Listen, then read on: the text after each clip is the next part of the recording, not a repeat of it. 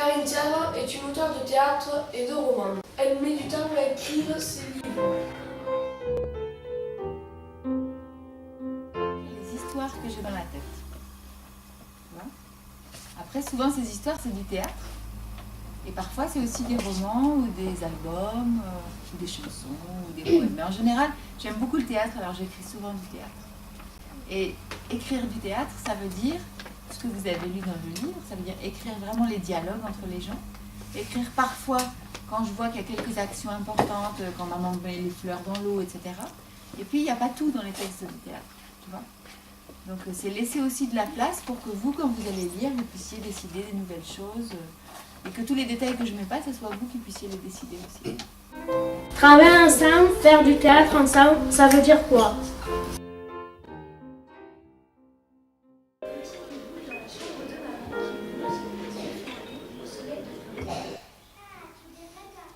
Quoi? Je suis une fille du sud, moi. Le soleil m'appelle. Tu vas mentir comme une crabe. Pourquoi? Son cartable à ses pieds, il ira vraiment écrire des histoires que je ne peux jamais m'arrêter.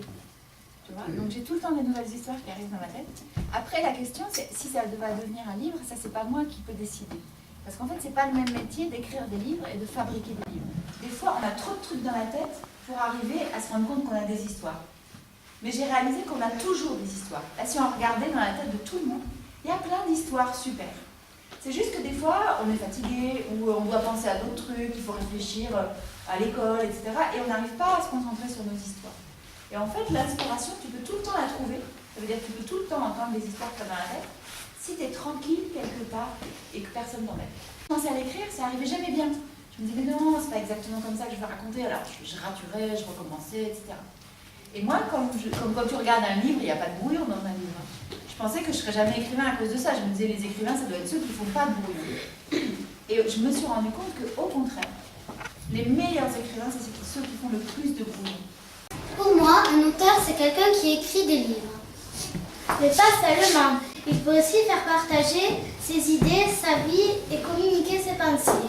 Et quand j'ai appris à écrire, au CP ou au CE1, j'ai tout de suite eu l'impression que c'est important d'apprendre à lire et à écrire, mais qu'en plus, j'avais le droit de m'en servir pour raconter mes histoires à moi. Tu vois, je ne sais pas pourquoi, mais tout de suite, j'ai aimé les mots.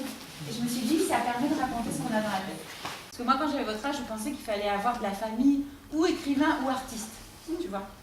Et de ma famille, personne. Vous faites des fois de la course de relais? Oui. Et bien moi, j'ai l'impression que quand j'écris, je fais une course de relais, tu vois. Je suis la première avec le bâton, j'écris mon histoire le mieux que je peux, je mets vraiment tous les détails que je peux. Et quand j'ai fini ça, je passe la pièce aux comédiens. Et aux metteurs en scène, et aux décorateurs, et à ceux qui font le son et la lumière et tout. Je leur dis, allez, à vous de raconter l'histoire. Et eux, après, ils passent l'histoire au public en disant, à vous de la ressentir. Ça, j'aime bien. Et quand tu racontes des histoires, tu peux partager ce que tu as à l'intérieur de toi avec d'autres gens. Et souvent, les histoires, elles racontent ce qui est le plus important pour nous, mais dont on n'arriverait pas à parler dans la vraie vie. Tu vois? Le taureau, est-ce que tu as pensé à Picasso quand tu as parlé de ce taureau dans la cabane à outils? J'y ai pas pensé, mais quand je le vois, je trouve que c'est exactement ça.